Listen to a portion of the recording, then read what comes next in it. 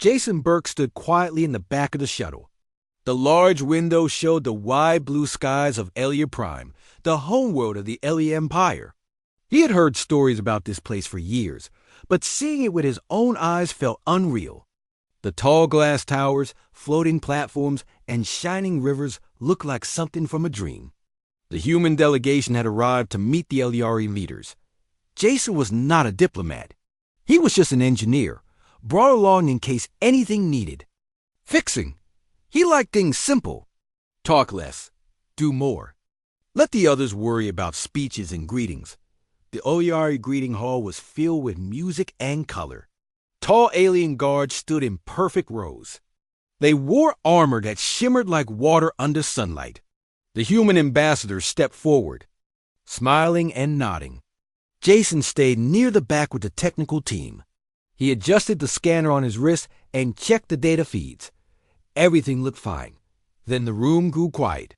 Everyone turned their heads as someone entered. Jason looked up and saw her, the Eliari princess.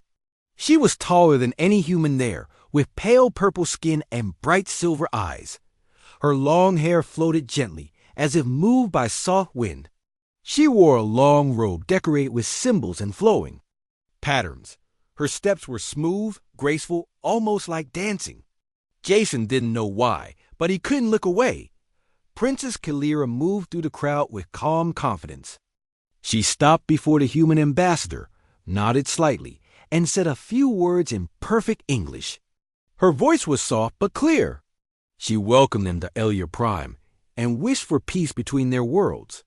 After the formal greeting, she turned and walked along the line of humans, her eyes studying each face. When she reached Jason, she stopped. For a moment, she simply looked at him.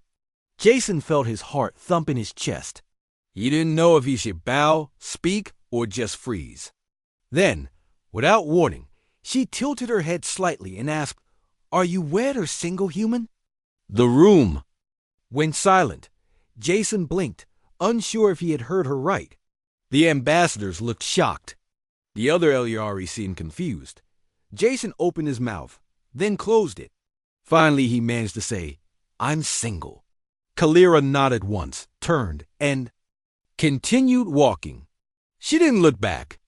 The music started again, but the room remained tense. Jason could feel dozens of eyes on him. He wished he could disappear. He had only come here to fix things, not to be the center of attention. Later that evening, Jason sat alone in the ship's maintenance bay. He cleaned tools and checked equipment, trying to ignore the whispers going around the delegation. People talked about what the princess had said. Some joked. Others looked at him with curiosity. A few seemed annoyed, as if he had done something wrong. Jason tried to focus on his work. The ship's stabilizer was acting strange again, and he needed to run diagnostics. As he worked, he heard footsteps behind him. He turned and saw Ambassador Laura, one of the senior human officials. "Jason," she said, her voice low, "do you have any idea why the princess asked you that question?" "No," he said honestly. "I was just standing there." Laura looked thoughtful. "The Eliari are different. Their customs are complex. That kind of question is not usually asked in public. It could mean nothing, or it could mean something big. Just be careful." Jason nodded. After she left, he leaned back against the wall and let out a long breath.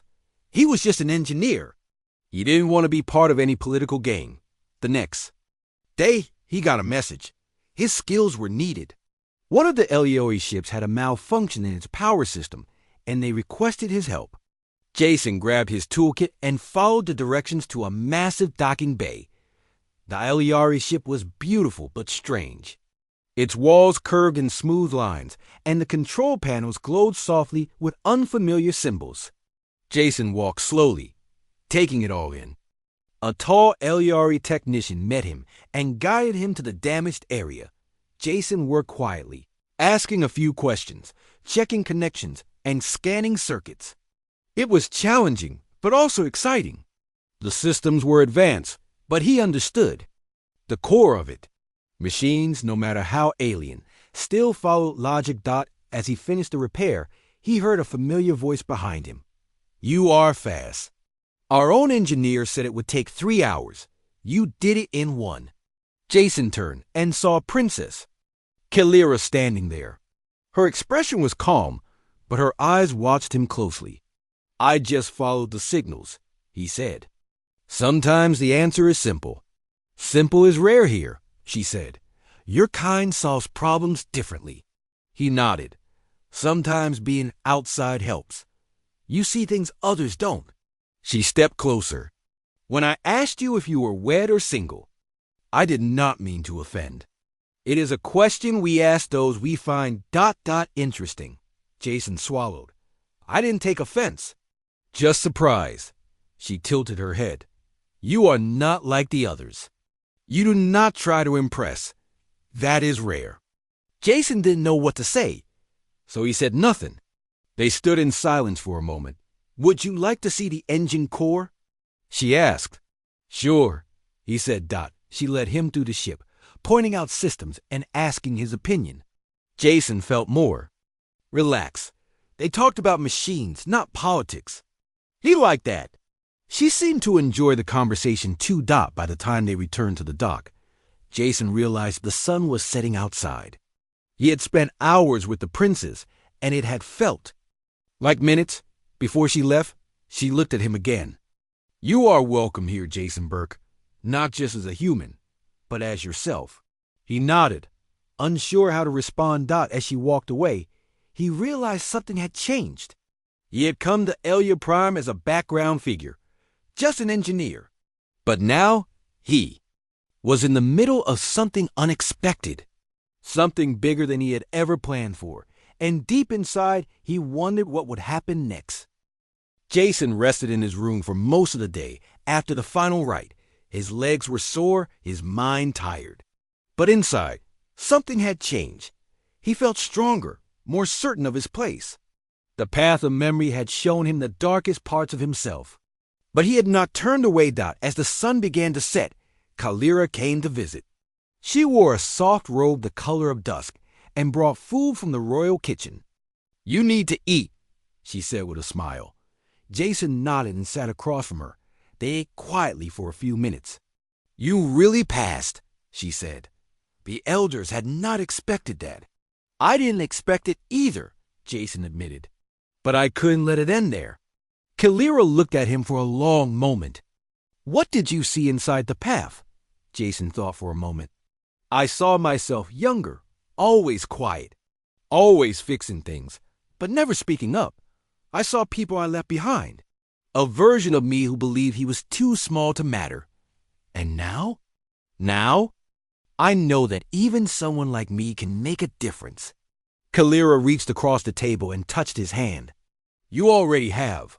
That evening, Kalira made a bold choice. She stood in front of the council again and announced that Jason was no longer a guest. He was now a recognized ally of the royal family, with full rights to remain on Elia Prime. He passed the final rite, she said. He stood before his fears and stayed true. That makes him worthy not just by my word, but by the very tradition you guard so closely. Some of the council members nodded in agreement. Others remained quiet. Rillen did not speak. His face was still, but his eyes burned with quiet fire. As Jason walked back through the palace halls later that night, he met several Eliari who bowed slightly or greeted him with respectful words. Things were changing, but peace never lasts. Long the next morning, a message arrived from one of the outer Eliari colonies. A small human ship had been attacked. It was not a warship, only a transport vessel. No one had claimed responsibility, but the act was clearly meant as a warning. Kalira called an emergency meeting. Jason sat beside her, listening as voices filled the room. This attack threatens everything we have worked for, one counselor said. The humans will blame us, another warned. Kalira stood. We do not run from this. We find the truth, and we protect our peace. Rillen finally spoke. Perhaps this is the price of letting outsiders into our world. Kalira turned toward him. Or perhaps it is the result of hiding too long behind fear. After the meeting, Jason found Kalira alone on the balcony. The sky was filled with soft clouds. "I need to go," he said. She looked at him, surprised. "Go where? To the colony? Let me find out what happened. If this is someone trying to start a war, I want to stop it before it grows." "You just earned your place here," she said. "Why risk it now?" "Because it matters," he said.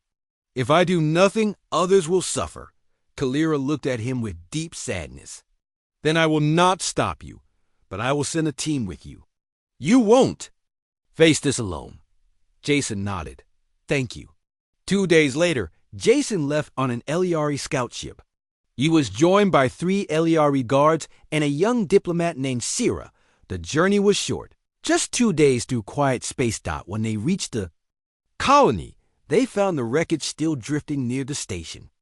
Jason suited up and went with the guards to inspect the ship.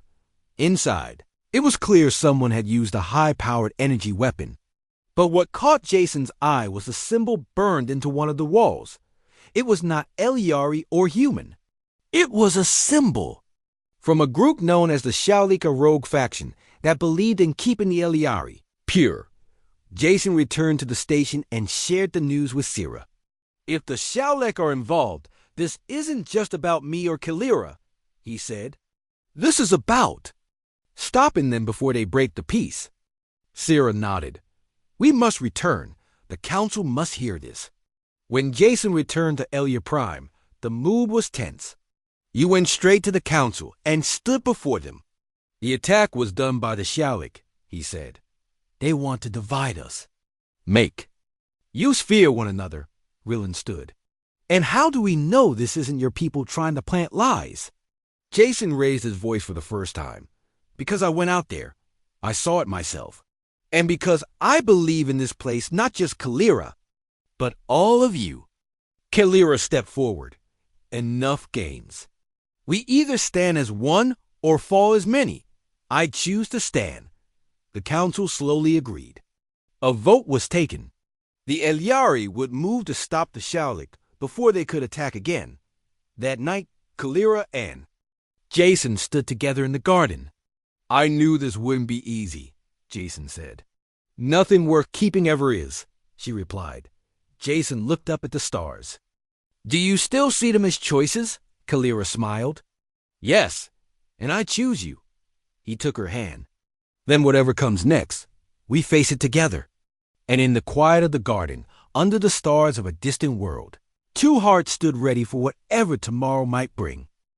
The morning after the trial, Jason walked through the palace halls with a quiet mind. His steps were steady, but inside, he still felt the weight of everything that had happened. Winning the trial of intent had not brought peace. It had only changed the shape of the storm around him. He entered the small workshop Kalira had given him near the palace gardens. It was filled with old Eliari machines and broken parts from ancient ships. Jason liked it there. It reminded him of home. He put on his gloves and started working on a damaged scanner. After an hour, Kalira arrived. She stood at the door, watching him in silence. "You always look calm when you fix things," she said. "Machines don't lie," he replied. "They show you where the problem is." She stepped inside. "I wish the same could be said for people." Jason stopped working and looked up. "What happened?" Kalira sat down on a bench near the wall. "The council has called a secret meeting. Rillan wants to propose something dangerous. He believes we must protect our royal line by force if needed. You mean me?" "Yes, you," she said softly. "He sees your presence as a threat. Not because of who you are, but because of what you mean." Jason nodded. "Change." She looked at him. "He fears the world I want to build. A world where tradition is not chains. Where love is not limited by bloodlines or old names." Jason sat beside her. "What can we do?" "You can leave," she said. "That is what he hopes. If you walk away now, he might stop." Jason was silent for a long time.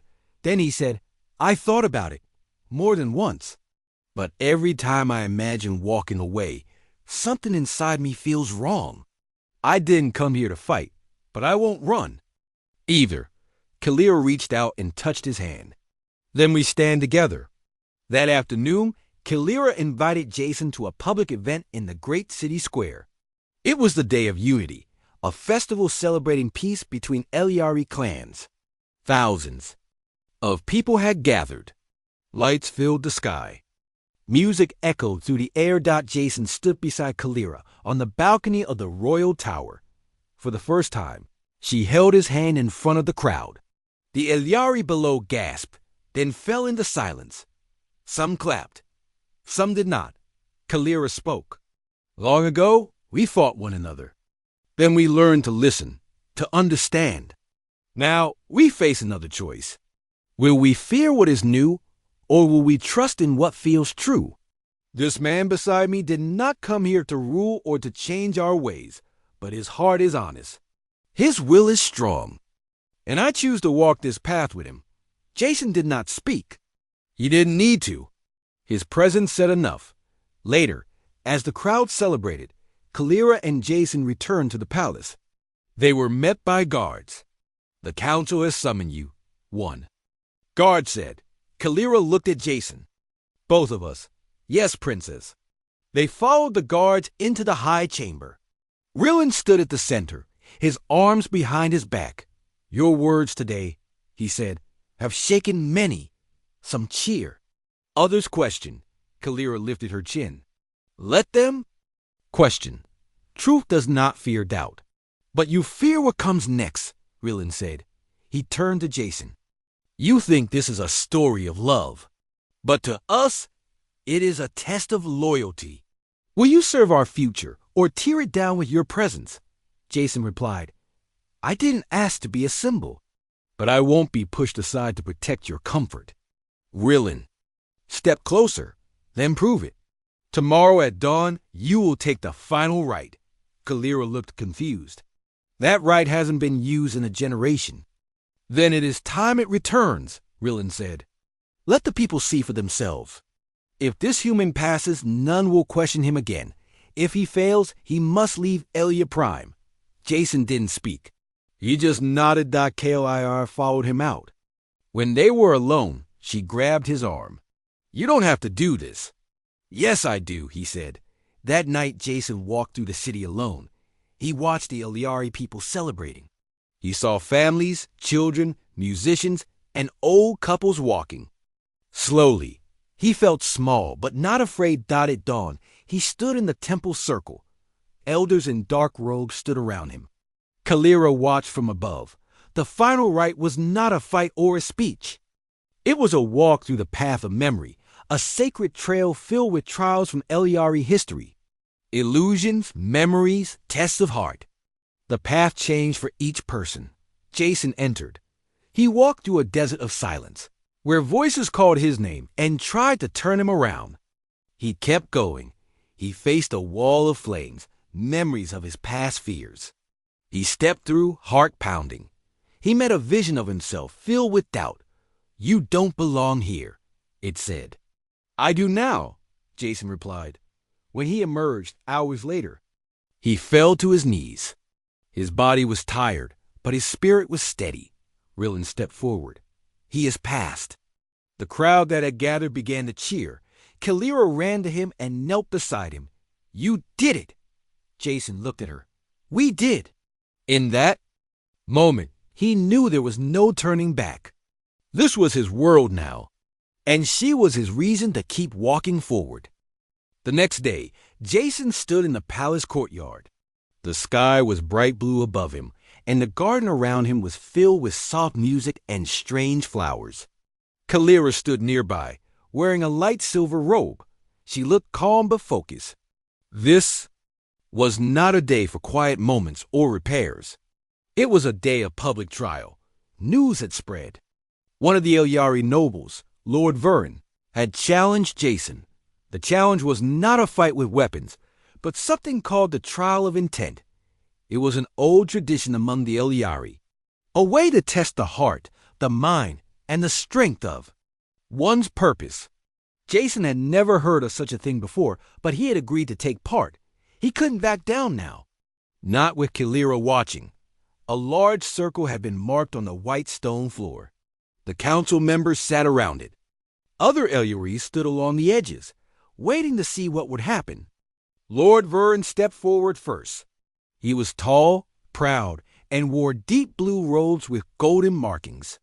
"Jason Burke," he said with a sharp voice, "do you believe you belong in our world?" Jason looked at him. "I believe I belong where I am respected." The trial began. The first part tested thought. Jason and Vern were given a series of puzzles. Symbols, numbers, and logic tasks. Jason focused, remembering how he had solved systems and codes back on Earth. Vern worked quickly but carelessly. Jason moved slower, checking his steps. When the answers were read, Jason had made fewer mistakes. The judges nodded with interest, thought the second part was a test of emotion.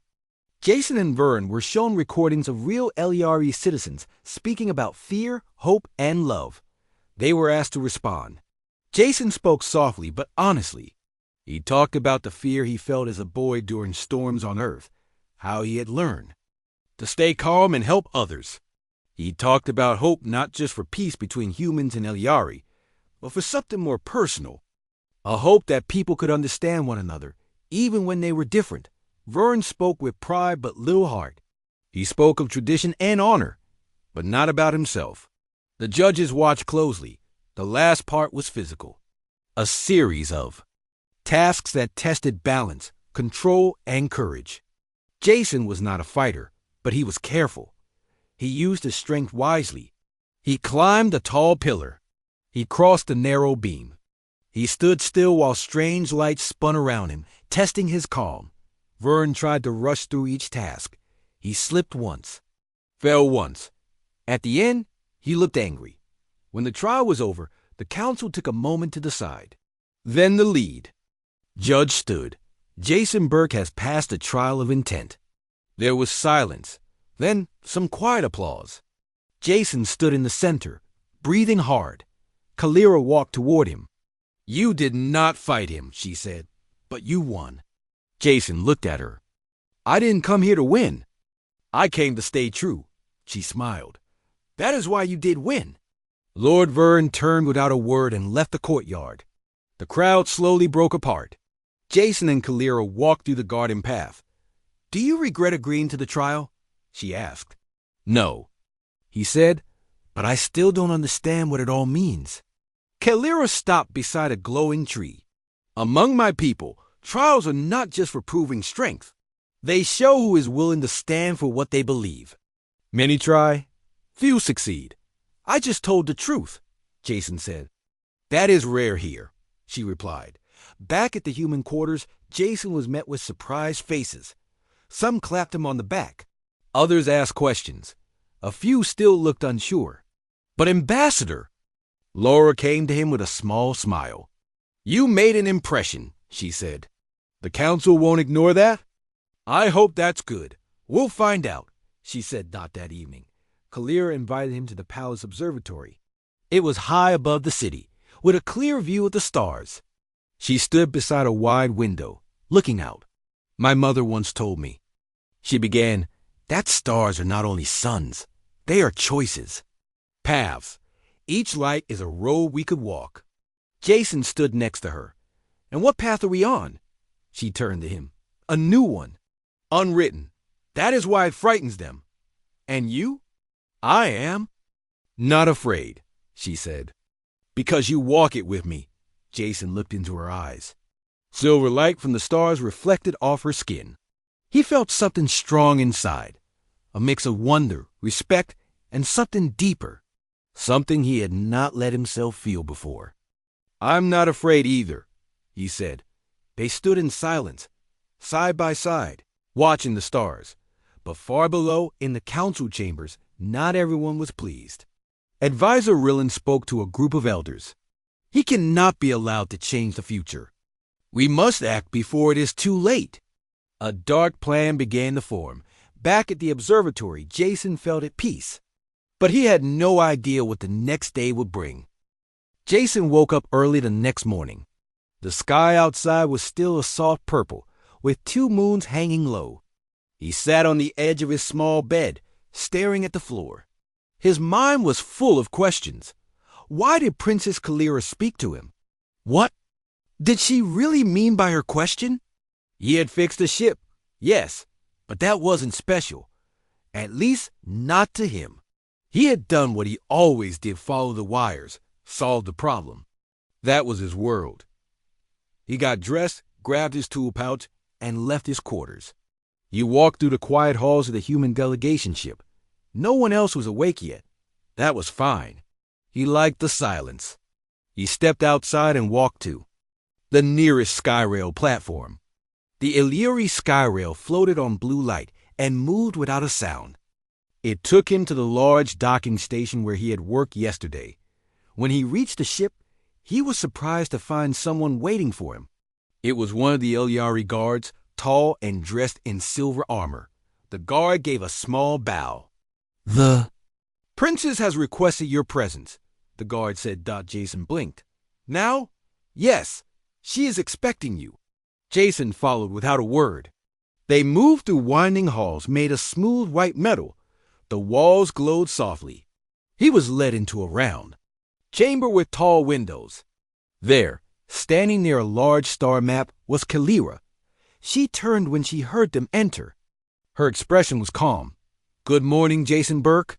"Good morning, Princess," he said. "I wanted to thank you for your help again. The ship is running better than it has in months." He nodded. "Happy to help." Kalira stepped closer. "I also wanted to speak with you privately." Jason waited, unsure of what to say. Kalira looked out the window for a moment, then spoke. "In my culture, we do not hide our thoughts the way some humans do. When I asked if you were single, it was because I found you." "Interesting." Jason looked down. "I'm just a mechanic." "Yes," she said, "but you are honest. You don't try to be more than you are. That matters to me." They stood in silence for a moment. Jason looked at her, trying to read her face. He didn't understand all the rules here, but he could tell she wasn't joking. She meant what she said. Just then, a noise broke the quiet. Another Illyri entered the room. He wore dark robes and walked with his head high. "Princess Kalira," the man said with a deep voice. "This human is the one who has caught your attention?" Jason felt a chill. Kalira turned slowly. "This is Advisor Rillen," she said. "He is one of the council." Rillen looked at Jason with narrow eyes. "Your presence here causes talk. You're not part of the plan." Jason kept his voice calm. "I'm just doing repairs." "You are doing more than that," Rillen said. "You bring confusion. The people ask questions." Kalira stepped forward. "He is my guest. I decide who I speak with." Rillen bowed slightly, but Jason saw the anger in his eyes. "Of course, Princess. I only speak with concern for our future." After he left, Jason turned to Kalira. "I don't want to make things hard for you. Maybe I should stay away." She shook her head. "No, I do not want to hide. If others cannot accept new paths, that is their problem." Jason gave a small smile. "I'm not used to being in the middle of anything important." "You are important to me," she said quietly. Jason looked at her and felt something shift inside. He wasn't sure what it was, but he knew this wasn't just a passing moment. Later that day, Jason returned to the human quarters. People looked at him differently. Some smiled. Others stared. One of the junior officers came up to him. "You're famous now," she said with a grin. "The princess talks about you," Jason sighed. "I didn't ask for this." "Sometimes it finds you anyway," she said. That night, he sat on a bench outside the embassy building. The stars above Elliot Prime looked different from Earth. Bigger, closer, brighter. He wondered what would happen next. Was he really someone who could stand beside a princess from another world? The next morning, he got another message. This time it wasn't about a ship. It was a formal request to visit the royal gardens. Jason walked through the gates and was met by Kalira herself. She wore a simpler robe today, pale blue with silver trim. "You came," she said. "You invited." He answered. She smiled. Walk with me. They walked between tall, glowing trees and flowers that changed color as they passed. Jason had never seen anything like it. I used to come here as a child, Kalira said. Before my duties grew, this place was peace for me. It still is, Jason, said softly. They reached a quiet pond. The water was still and deep. Kalira sat on a bench. Jason sat beside her. I know our worlds are different, she said. But I see something in you that I do not see in others. You are not here to gain power or favor. I'm just trying to fix what's broken, Jason said. That's what I do. Perhaps you are here to fix more than machines, she said. Jason looked at her. The way she spoke, the way she saw things, it touched something deep in him. I don't know what will happen, he said. But I'm willing to find out, she nodded. Then let us see where this path takes us, together. As they sat in the quiet garden, Jason felt something he hadn't felt in a long time. Peace, hope, maybe even the start of something more. Jason walked slowly down the palace hallway. His boots made a soft sound against the smooth floor. The walls glowed with a faint golden light. He carried his tool pouch, though he wasn't here for repairs this time. Kalira had asked him to join her for a tour of an old star cruiser. It was one of the first LERE ships to travel beyond their star system. She said she wanted to show him something special. When he reached the docking bay, Kalira was already there. She stood beside the sleek, silver ship, her hands behind her back. Her hair shimmered under the bright lights, and her expression was calm but serious. This ship, she said as Jason approached, is a symbol of our history. Few outsiders have ever stepped inside it. Then I'm honored, Jason said. She nodded. Come, I want you to see how we once saw the stars. They walked up the ramp together. Inside, the ship was quiet and cool. Lights blinked softly along the walls. Jason looked around with interest, studying the control panels and smooth curves of the ship's design. It's beautiful, he said. It is old, she replied, but it still flies. I had it restored. Jason looked at her. You asked me here for more than a tour, didn't you? Kalira turned toward him, her silver eyes calm. You are direct. That is another thing I like. Jason smiled faintly. I just like clear problems. She took a breath. There is pressure on me to choose a mate. Every royal must. Most choose from noble houses. I have not. I wanted to wait. Jason stayed quiet. But now, because of you, the whispers grow. Some say I bring dishonor. Others say I followed my own path too much. And what do you say? Jason asked. Kalira looked at him, her voice soft. I say I'm not afraid to choose what feels right, even if others disapprove.